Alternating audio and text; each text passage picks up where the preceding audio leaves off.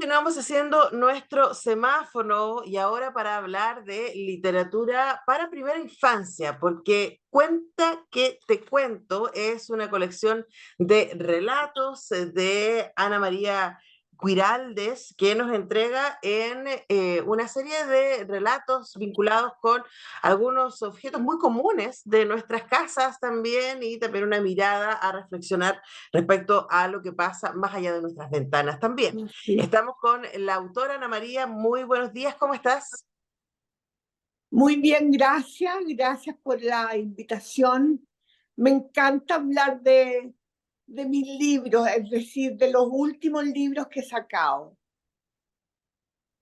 Bueno, hablemos del ejercicio de escribir para primera infancia. Nosotros en el programa acá hablamos siempre de libros, pero me parece que es muy notable el ejercicio de generar libros y lecturas para quienes recién están empezando, en este caso, ni siquiera a leer. Yo me imagino que estos cuentos tienen más que ver con bebés más pequeñitos que sus papás o sus mamás les van a ir contando, o sus cuidadores, estos cuentos que tú regalaste. ¿Cómo se hace para escribir para los más y las más chiquititas?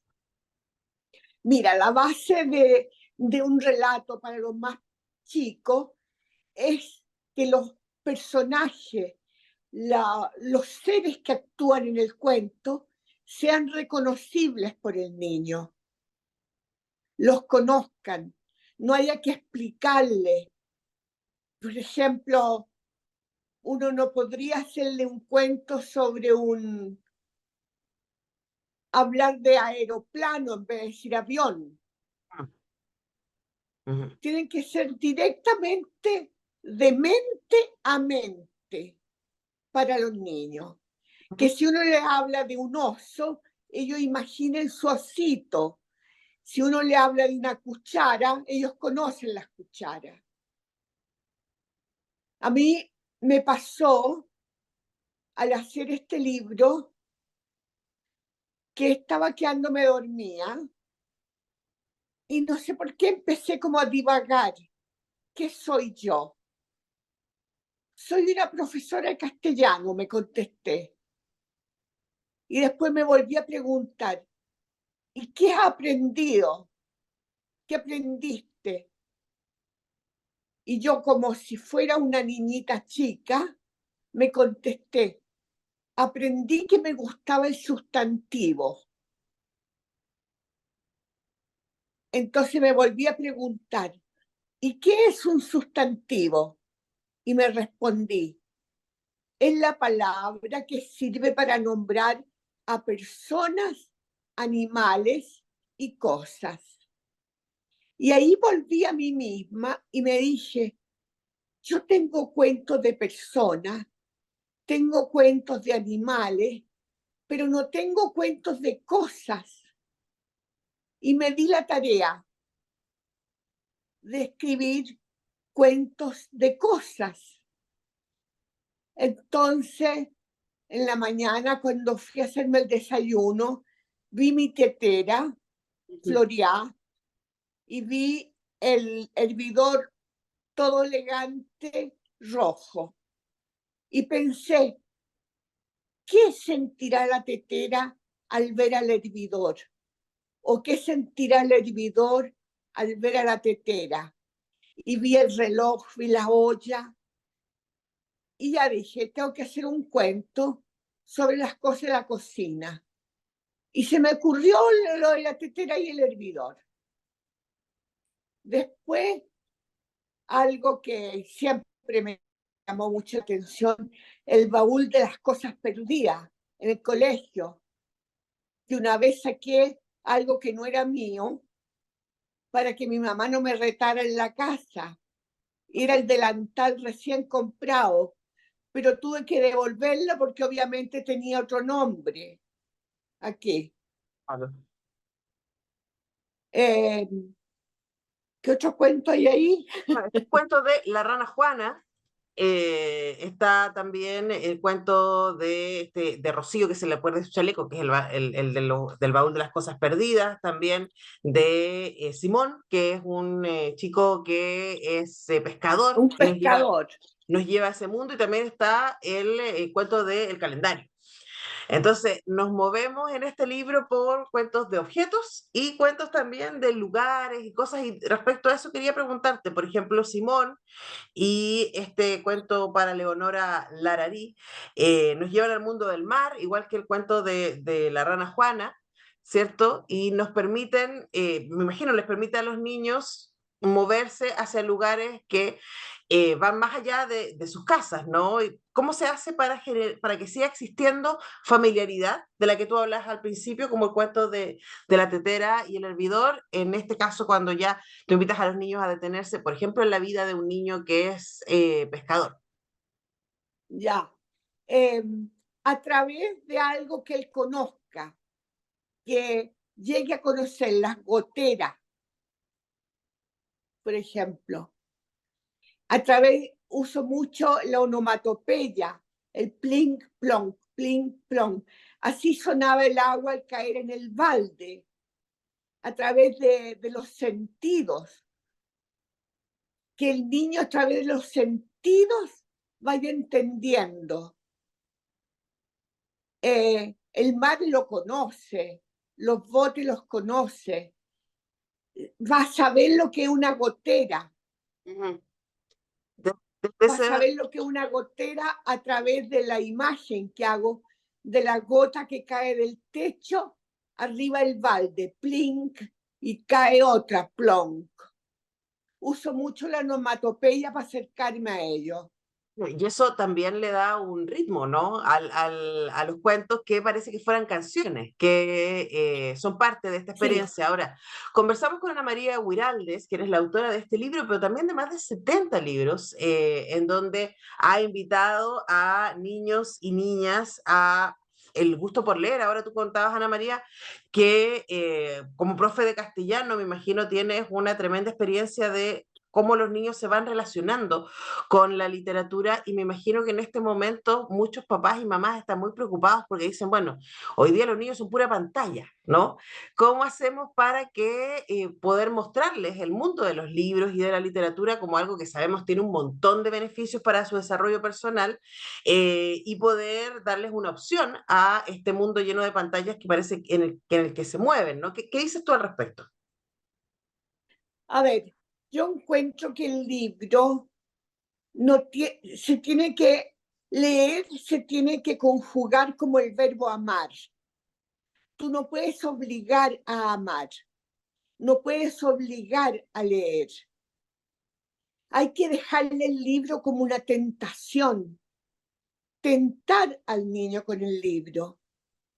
Yo me acuerdo que yo me hice lectora cuando veía a mi hermano leyendo. Lo veía tan concentrado, tan fascinado, que le preguntaba, ¿qué estás leyendo? Un cuento, me decía. ¿De qué se trata? Entonces me miraba un poco enojado y me decía, lee tú, pues, es que no sé. Y aprendí a leer para poder leer realmente.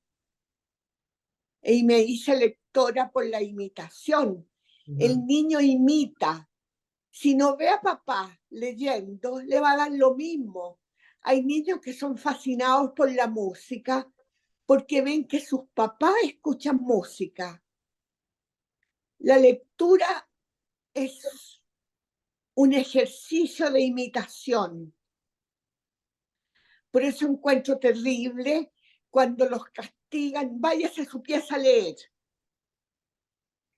Tú no puedes mandar a leer como un castigo, o váyase a la biblioteca a leer. Váyase castigado a la biblioteca. Es decir, es un premio, no es un castigo leer. Hay que tener mucho cuidado. Es difícil, también estaba pensando que a ti te tiene que haber pasado como profesora que existe, porque claro, a quienes nos gusta leer es un deleite y es fácil, pero todo aquello que tiene que ver con las lecturas obligatorias, ¿no? Y que para los niños a veces puede ser súper desafiante y a veces pueden sentirlo como un castigo. Ahí, en tu experiencia también como profesora de lenguaje y como autora de tantos libros para niños y niñas, ¿cuál sería la mejor manera de seducir a los niños que tienen que leer en los colegios, pero para que lo hagan desde el placer y no desde la obligación? Libertad. em, que no lo hagan leer un cuento para buscar los adjetivos y diferenciarlo de los sustantivos. Que el libro, que el cuento no sea tarea, que no sea la clase, que sea el recreo. O sea, jamás usar la literatura como tarea. Busque en el cuento todos los verbos de acción. Busque en el cuento los adjetivos calificativos y los sustantivos numerales y ordinales. No, lea y disfrute, porque yo personalmente no hice el cuento para que aprendieran. Si tienen que aprender algo, que sea descubrir la propia sensibilidad, no que aprendan nada. ¿Qué pasa? Porque como tú estás en el aula y al mismo tiempo has escrito tantos libros, ¿qué es lo que a ti te entusiasma de la reacción de tus jóvenes lectores y lectoras? ¿Qué es lo que más te gusta que te digan de los libros? Que me digan, una vez una niñita chica me dijo, me encanta su letra. Ella quiso decir, me encanta cómo escribe. Me gusta que me digan, eh, ¿qué escribió ayer? O me gustó mucho su cuento. Y yo le digo, gracias. Jamás les pregunto por qué. Es como si me dijeran, me encanta el chocolate. Y si yo le pregunto por qué, no van a saber. Es un porque sí nomás.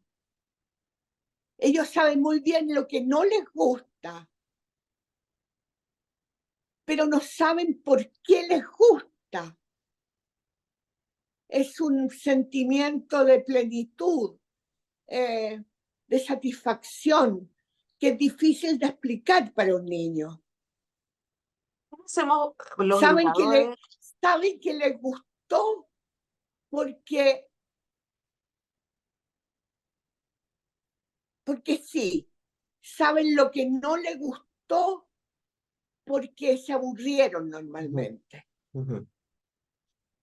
Sí, y quería preguntarte para cerrar, ¿cómo hacemos los papás, las mamás, los cuidadores, cuidadoras para estar sensibles, ¿no? A ese gusto? Porque me imagino que no es tan evidente poder saber cuando uno recién compra el libro, por ejemplo, este cuento que te cuento, si les va a gustar o no les va a gustar. ¿Cómo escojo? ¿Qué debería tener en cuenta para cuando yo escojo literatura para niños y niñas de manera que pueda resultarles atractivas a ellos y a ellas? Primero que todo, tiene que gustarte a ti. Si a ti no te gusta, no tiene por qué gustarle a un niño. Tiene que, en alguna parte de tu intelecto, el cuento quedarte dando vuelta. Te vas entreteniendo y quieres saber cómo termina. Si quieres saber cómo termina el cuento, es que te está gustando. Y un cuento, de manera, te lo digo así como literaria, se escribe para el final. Eso es una manera entonces de, me encantó lo que nos dijiste, Ana María, porque al final, si uno como adulto no comparte el entusiasmo, ¿cierto? Es difícil que los niños y niñas puedan también sumarse a la maravilla de poder leer y poder tener libros, además que les resulten atractivos. Este además tiene muy, muy bellas ilustraciones y nos permite reflexionar sobre ya los niños, detenerse a observar con mayor detención aquello que tienen cerca y aquello que también pueden imaginar a partir de lo que conocen. Ana, ¿sí querías agregar algo más? Sí, y una gracia a ese libro es que está escrito en verso. Entonces, es como si tú les cantaras. Ujú. A los niños les encanta los cuentos en verso. Encuentran divertido que tengan el mismo sonido final. Creen que uno se equivocó incluso. Oye, sonó igual. Sí, lo hice a propósito. ¿En serio? ¿En serio? Es contar cantando. Y también puede ser un ejercicio interesante, ¿no? Quizás a los niños invitarlos a ponerle ritmo a estos cuentos en versos de Ana María Huiraldes, con quien hemos conversado esta mañana. Muchas gracias, Ana María. Que estés muy bien. De nada, gracias a ti. Nosotros vamos a la música, a la pausa y ya regresamos con más semáforo.